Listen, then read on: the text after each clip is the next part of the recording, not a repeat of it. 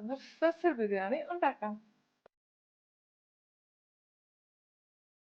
ബിരിയാണിക്ക് വേണ്ടി നമുക്ക് ആദ്യം ചിക്കൻ മാരിനേറ്റ് ചെയ്യാം.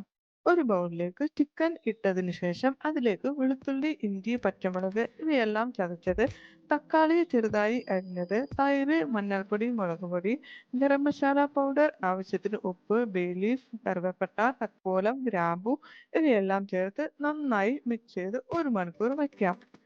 അടുത്തത് പാനിൽ ഓയിലും നെയ്യും ഒഴിച്ച് ചൂടായതിനു ശേഷം നീളത്തിൽ അരിഞ്ഞു വെച്ച സവാളയും ഇട്ടുകൊടുത്ത് നന്നായി വഴറ്റുക. പിന്നീട് അതിലേക്ക് വെളുത്തുള്ളി ഇഞ്ചി പേസ്റ്റ് ചേർത്ത് കൊടുക്കാം. ഇത് റോ ഫ്ലേവർ മാറുന്നത് വരെ വഴറ്റാം. ഇതിലേക്ക് ചിക്കൻ ചേർത്ത് കൊടുത്ത് 10-15 മിനിറ്റ് അടച്ചു വേവിക്കാം. ഇനി നമുക്ക് റൈസ് വേവിക്കാം. റൈസ് വേവിക്കാൻ ഞാൻ ഇതിലേക്ക് ശംഖുപുഷ്പത്തിന്റെ പൗഡറാണ് ഉപയോഗിക്കുന്നത്. ഇത് നമുക്ക് ഓൺലൈനിൽ അവൈലബിൾ ആണ്. ഒരു ചെറിയ ബൗളിലേക്ക് 2 ടീസ്പൂൺ പൗഡർ ഇട്ടതിന് ശേഷം അതിലേക്ക് കുറച്ച് വെള്ളം ചേർത്ത് മിക്സ് ചെയ്ത് വെക്കാം.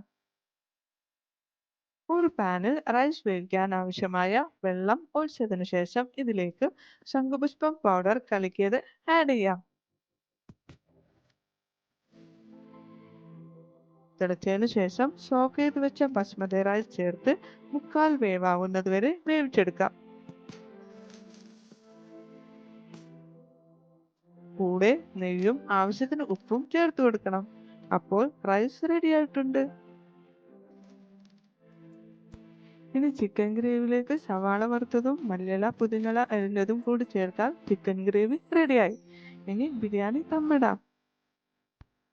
ആദ്യം ഗ്രേവിയുടെ മുകളിലായി ബ്ലൂ റൈസ് ഇട്ട് കൊടുക്കാം. പിന്നീട് വൈറ്റ് റൈസ് വേവിച്ചതും ചേർക്കാം.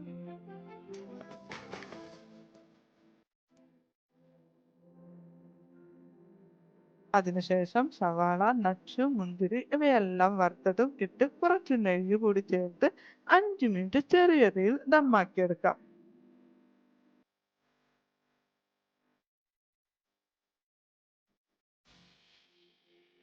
അപ്പോൾ നമ്മുടെ സ്പെഷ്യൽ ബ്ലൂ ചിക്കൻ ബിരിയാണി റെഡിയായി.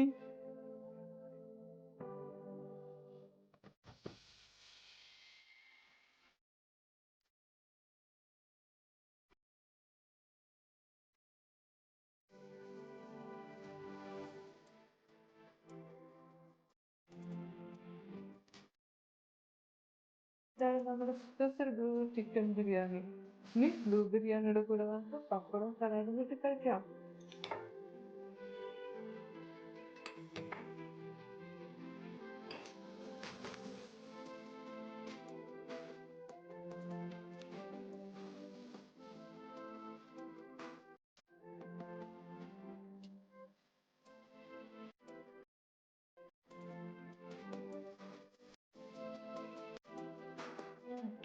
അടിപൊളി ടേസ്റ്റാണ്. ടേസ്റ്റ് മാത്രമല്ല കേട്ടോ, ഒരുപാട് ഗുണങ്ങളുമുണ്ട്. ശംഖുപുഷ്പം ആന്റി ഓക്സിഡന്റിന്റെയും വൈറ്റമിൻസിന്റെയും മിനറൽസിന്റെയും പവർ ഹൗസ് ആണ്. എല്ലാവരും ട്രൈ ചെയ്ത് നോക്കാം. അപ്പോൾ ഇന്നത്തെ റെസിപ്പി ഇഷ്ടപ്പെട്ടാൽ സപ്പോർട്ട് ചെയ്യാൻ മറക്കരുത്. വീണ്ടും പുതിയ റെസിപ്പിയുമായി കാണാം. ബൈ.